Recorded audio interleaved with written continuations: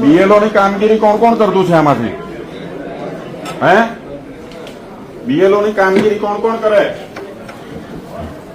શૈલેષ પટેલ છું, નવસારી જિલ્લા કોંગ્રેસ પ્રમુખ.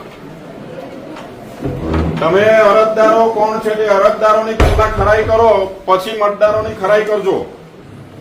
અરજદારો ખોટા છે, અરજદારો પર ફરિયાદ કરવાની છે, એફઆઈઆર, ને હાથે બીએલઓ નું નામ બી લાગશું ફરિયાદમાં. તમે ખોટી અરજીઓ કેમ સ્વીકારી? જે કોઈ ગુનેગાર જ નથી એને તમે ગુનેગાર બનાવવાના. અને અરજદાર કોણ છે તો તમને ખબર છે? બીએલઓ એ અરજદાર કોણ છે તપાસ કરી? કેટલું ભણેલા છો? શિક્ષક છો ને બધા, એટલે કેટલું ભણેલા છો? કાયદો વ્યવસ્થા ખબર છે કે નહીં? હે, કાયદો વ્યવસ્થા ખબર છે કે નહીં? અમારી ઉપર કેસ કરજો, તમને બધાને છૂટ છે.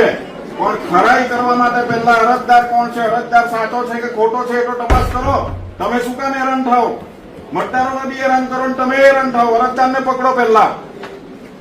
ખોટા ચોર લુચ્ચા અરજદાર છે, આ ભાજપે કરાવેલું છે. તમે નોકરીઓ કરો બરાબર, પણ ગુલામ છે તમે. ભણી ગણીને જાતે નોકરી મેળવી છે, લોકશાહી દેશ છે.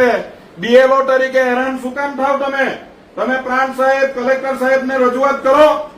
કેવો તમે કે આ ખોટી વસ્તુ છે, અમે હેરાન નથી થવા માંગતા. કેમ નથી કહી શકતા કે ડરી ડરીને અમે જ નોકરી કરવાના? કાલે નોકરી બી છોડાવી દે તમારી આ સરકાર. ગુલામ બનાવેલા છે તમને. સુધરો, જાગૃત બનો. ને કલેક્ટરને ને પ્રાંતને કહો કે આ અરજીની તપાસ અમારાથી નહીં થાય, પહેલા અરજદાર લાવો. મેં સાહેબને કીધું છે, આવતા નથી સાહેબ. હાથી વાત લાગતી હોય ને તો ચર્ચા કરજો શિક્ષકો મળીને. જાગૃત આટલા શિક્ષિત થઈને હું આવી વાત કરો તમે?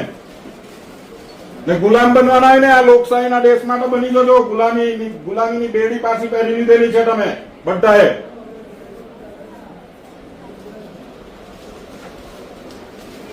મુક્ત થાજો એમાંથી.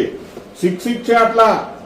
અમે તો લડતા છે ને સરકાર અમે લડતા આવવાના છે. અમને કોઈથી ડર નથી. તમારા માટે જ લડીએ, પણ તમે લોકોના માટે લડો. સાચી વાતમાં બોલતા શીખો. નોકરી કરતા છે એટલે ગુલામ નથી તમે. ખોટી અરજીઓ આવે ને ખોટા મતદારોને હેરાન કરવાના. અરજદારો કોણ છે સાહેબને કહો, પહેલા અરજદારને બોલાવો. ચોર ને લુચ્ચા લોકો અરજદાર છે. અરજદારના નામ ઠેકાણા એડ્રેસ નથી, અને તે અરજીઓની તમારે ખરાઈ કરવાની. જાગો, બંધ કરો આ બધું હમણાં. અને સાહેબને કહેવો છે તાકાત એવી કોઈનામાં બોલવાની કે નોકરીની ગુલામી કરવાના હતી તમે.